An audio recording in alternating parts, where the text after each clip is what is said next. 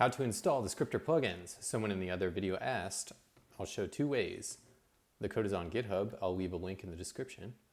And option number one is to scroll down and copy and paste this into your terminal. So we'll open up terminal here, paste it, and you should see all set.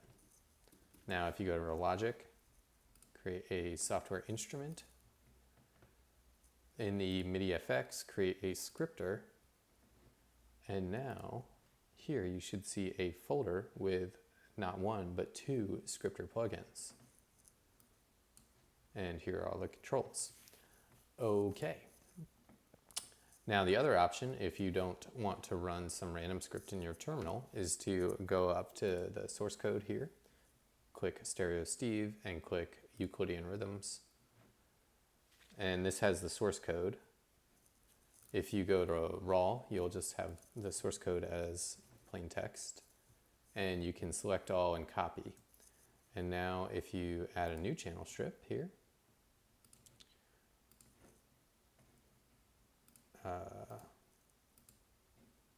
and here you can go to MIDI FX, add a scripter, and now by default you'll have an empty scripter window here.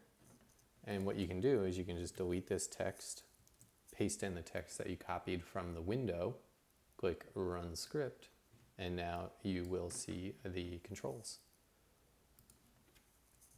So if we open this up, we will get the plugin. And I added some features for attenuation or accentuation, I guess is what I called it. And that has loud and soft pulses. All that you can, if you open up the script editor and adjust these parameters, you'll see it draws a picture of what the pulses are going to look like. So if we have 5 pulses with 3 accents, it'll be like loud, soft, loud, soft, loud. If we just do 2 accents, 1, 2, it'll be like loud, soft, soft.